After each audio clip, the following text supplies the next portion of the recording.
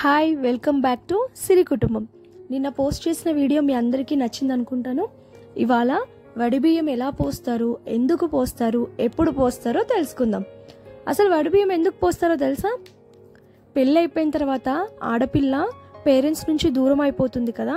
అలా ఒకసారి దూరం అయిపోవడం వల్ల పేరెంట్స్కి అమ్మాయికి కూడా కొంచెం వదిలి వెళ్ళాలంటే ఇబ్బంది. కాబట్టి ఆ కష్టం ఎలా ఉంటుందో ఆ పేరెంట్స్కి ఆ అమ్మాయికి మాత్రమే తెలుస్తుంది. ఆ ఇద్దరి దూరాన్ని తగ్గించే ప్రయత్నమే ఈ వడిబియ్యం. ఆ బంధం ఎన్నటికీ మిగిలి ఉండాలని కూతుర్ని మళ్ళీ మళ్ళీ ఇంటికి పిలిపించి కళ్ళారా చూసుకొని మనసారా ఆశీర్వదించి ఆమెకు మంచి మంచి ఇష్టమైన దుస్తులు, పసుపు కుంకుమ పెట్టే అవకాశం కల్పించాలని వడిబియ్యం పోయడం అనే సాంప్రదాయం పాటిస్తున్నారు.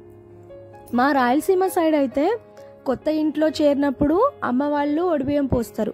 అలానే పిల్లలు పుట్టిన తర్వాత పిల్లలకి వెంట్రుకలు తీపిస్తాం కదా. మా సైడ్ అయితే 11 monthsకి తీపిస్తాము. ఏదైనా కొంచెం ఇబ్బంది అయితే 3 yearsకి తీపిస్తాము. అలా పిల్లలకి హెయిర్ కట్ అయిపోయిన తర్వాత బట్టలు పెడతారు.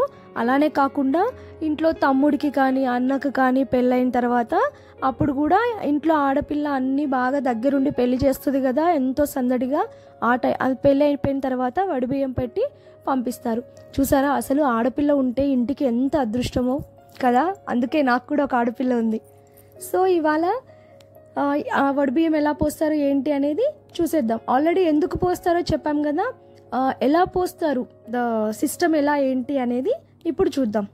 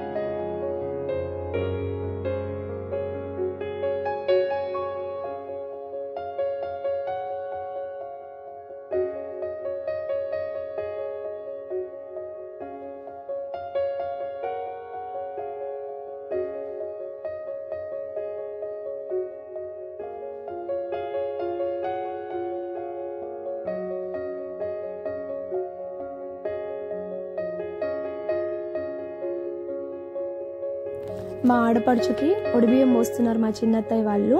ఫస్ట్ మొత్తము పసుపు రుద్దేస్తారండి. పాదాలకి, చేతులకి, మొహంకి కూడా పూస్తారు. బట్ మొహం అంతా కలర్ అయిపోద్ది అని చెప్పేసి లైట్గా పూపించుకున్నారనమాట.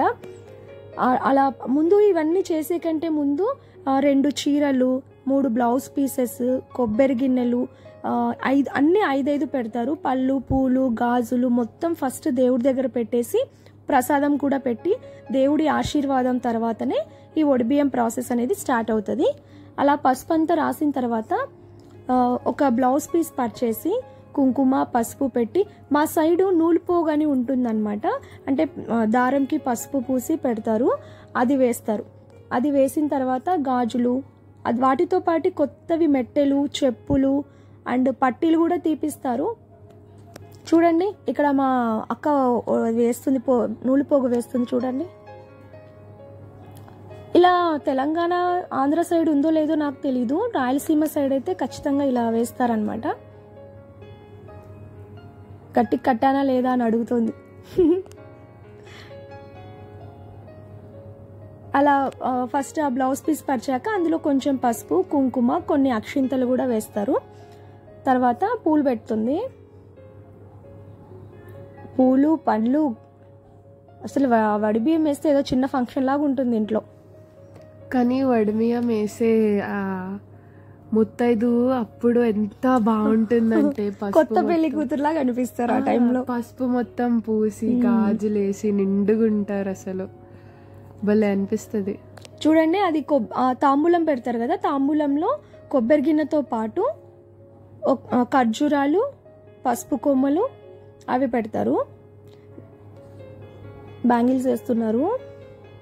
మామూలుగా అయితే కన్నా బ్యాంగిల్స్ ముందు కూడా వేసుకోవచ్చు, బట్ ఇది సాంప్రదాయం కదా, అందుకే ప్రాసెస్ జరిగేటప్పుడే వేస్తున్నారు.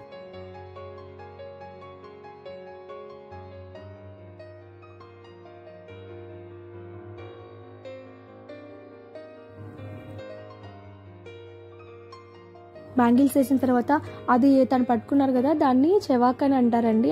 అందులో చిన్న చిన్న బ్యాంగిల్స్, వాటితో పాటు కాటుక, చిన్న దువ్వెన, ఖర్జూరం అన్నీ ఉంటాయి. చిన్నప్పుడు అయితే బాగా ఆడుకునే వాళ్ళం. మా అమ్మకి వడిబియ్యం పోసి వచ్చిన తర్వాత అవి తీసుకొని, తర్వాత బియ్యం ఉన్నాయి కదా, బియ్యము 3 దోసిట్లు వేయాలి, 2 పిరికెడేయాలి. చూడండి, దాంతోపాటు డబ్బులు కూడా పెడతారు. అట్లా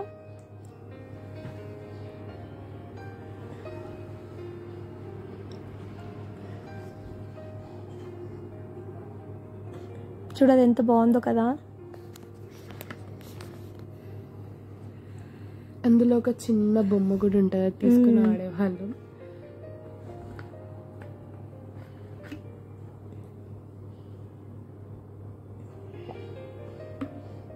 అలా 3 దోసిట్లు 2 పిరికెడు వేసిన తర్వాత మళ్ళీ ఒడిబియ్యంలో పోసిన బియ్యం ఉంటుంది కదా, అవి మళ్ళీ తను ఎవరైతే ఒడిబియ్యం పోయించుకుంటున్నారో వాళ్ళు తీసి మళ్ళీ మనకు పెట్టాలన్నమాట. చూడండి, ఆడపిల్లే కాకుండా మేము కూడా సంతోషంగా ఉండాలి కదా, అందుకని ఇలా 3 సార్లు కానీ లేకపోతే 5 సార్లు కానీ పెట్టించుకుంటారు. వడిబియ్యంలో వేసే ప్రతి ఒక్కటి కొబ్బరి కిన్న కానీ, బెల్లం కానీ, పండ్లు కానీ ఏవైనా సరే 5 రకాలు ఉంటాయండి. ఇంకోటి ఏంటంటే, మా రాయలసీమ సైడు పిల్లలు ఒకవేళ పెళ్ళైన 1 ఇయర్ లోపు పిల్లలు పుట్టకుంటే 1 ఇయర్ అవ్వకముందు 11 మంత్స్లో వచ్చి మళ్ళీ ఇలా ఒడిబియ్యం వేస్తే, అమ్మ వాళ్ళు ఒడిబియ్యం పెడితే గన పిల్లలు పుడతారు అని ఒక నమ్మకం కూడా ఉంది. చాలా హ్యాపీగా ఉంటుంది కదా. చూడండి తను ఎలా నవ్వుతుందో.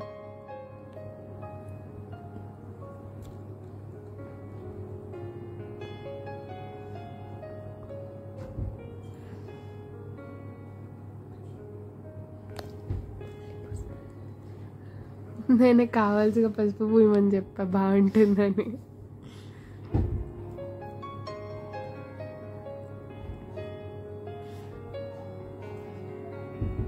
అలా ఒడిబియ్యం పోసిన తర్వాత తాంబూలం ఇవ్వాలండి.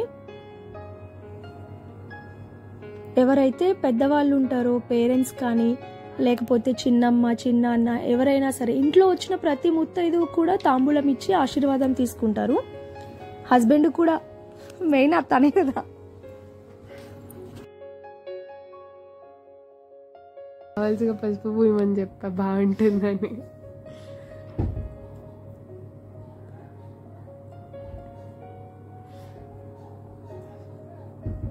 అలా ఒడిబియ్యం పోసిన తర్వాత తాంబూలం ఇవ్వాలండి. ఎవరైతే పెద్దవాళ్ళు ఉంటారో, పేరెంట్స్ కానీ లేకపోతే చిన్నమ్మ, చిన్నాన్న, ఎవరైనా సరే ఇంట్లో వచ్చిన ప్రతి ముత్తైదు కూడా తాంబూలం ఇచ్చి ఆశీర్వాదం తీసుకుంటారు. హస్బెండ్ కూడా మెయిన్ అతనే కదా.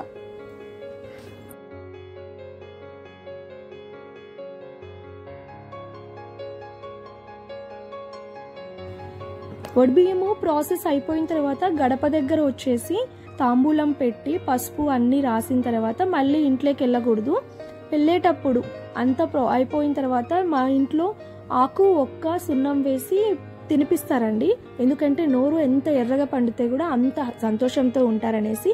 తను వెళ్ళేటప్పుడు ఒక గ్లాస్ మజ్జిగ, అంటే పుట్టింటి వాళ్ళు చల్లగా ఉండాలి ఎప్పుడు అని చెప్పేసి ఒక గ్లాస్ మజ్జిగ కూడా ఇస్తారు.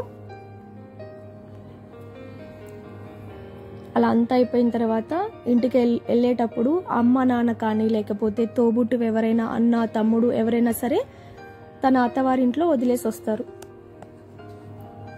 చూడండి, ఇది ఒక రాక్షసి.